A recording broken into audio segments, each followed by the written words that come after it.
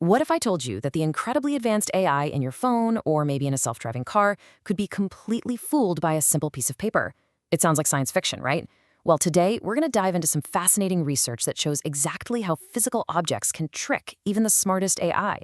It's like a real-world digital magic trick, and in this explainer, we are going to pull back the curtain. Okay, so let's start with something really simple.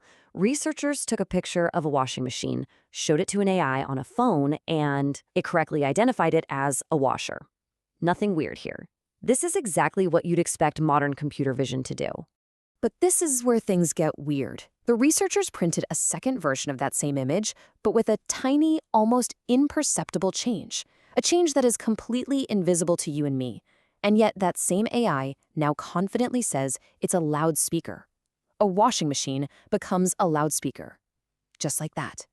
So, this is the big question we're tackling. How can these tiny, invisible alterations make an AI see things that just aren't there?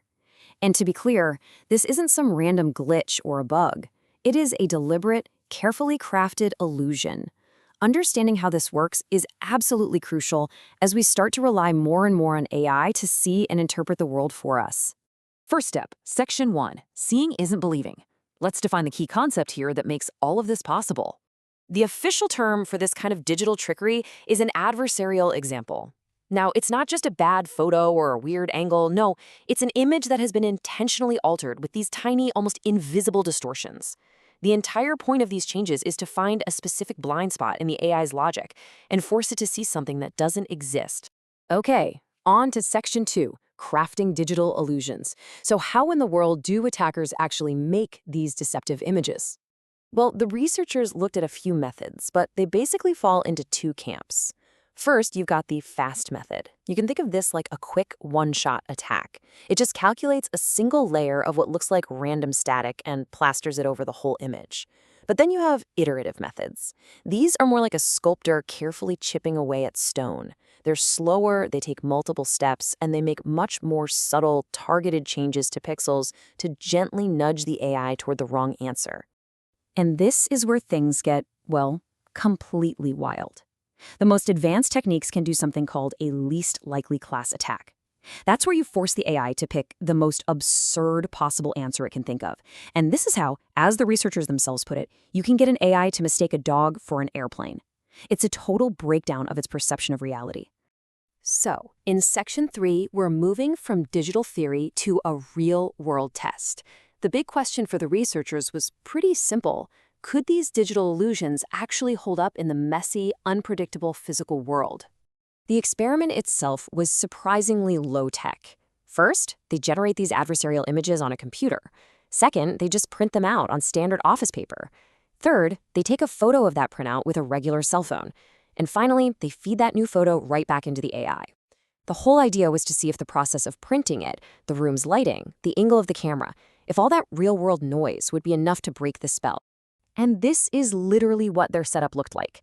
No fancy lab equipment, just a sheet of paper with the original images right next to their tricky twins. They even made a point of taking the photos without being too careful, to really mimic what might happen out in the wild. And the results were kind of shocking. Even after being printed on paper and photographed with a phone, a whopping 2/3, about 66% of the adversarial images still fooled the AI. This was a huge deal. It was the first real, systematic proof that these attacks aren't just a theoretical problem on a computer. They can survive the jump into the physical world, and that makes them a very real security threat. But here's the interesting part. Not every attack worked. And that brings us to Section 4, Why illusions shatter. What is it about the real world that can actually break the spell of these adversarial images? To figure this out, the researchers used a metric they called the destruction rate. It sounds dramatic, but it's a simple idea. It's the percentage of adversarial images that the AI starts classifying correctly again after they've been transformed in some way, blurred, compressed, or photographed. So, what they find? Well, first off, some things you might think would work as a defense just don't. Simple tweaks, like changing the brightness or contrast of the image, barely made a dent. They stopped less than 5% of the attacks. In other words, the AI was still completely in the dark. However, other transformations turned out to be incredibly effective defenses. A little bit of blur, or, and this is fascinating, standard JPEG compression shattered the illusion up to 90% of the time. And why? Well, because these processes essentially smooth out the image, which messes up those tiny, high-frequency, pixel-perfect patterns that the attacks totally rely on to work their magic. This all leads us to our final section, and it's arguably the most significant security threat that this research uncovered: attacking in the dark. The key concept here is adversarial transferability. And this is the truly mind-bending part. It means that an adversarial image you design to fool one specific AI model will often work on completely different AI models, even on models where the attacker has never seen the code and has no idea how they work. This is the secret sauce behind what's known as a black box attack. So think about what that means for a second. An attacker doesn't need inside access. They could cook up an attack using a public open source AI model, print it onto a sticker, and then just slap it on a stop sign.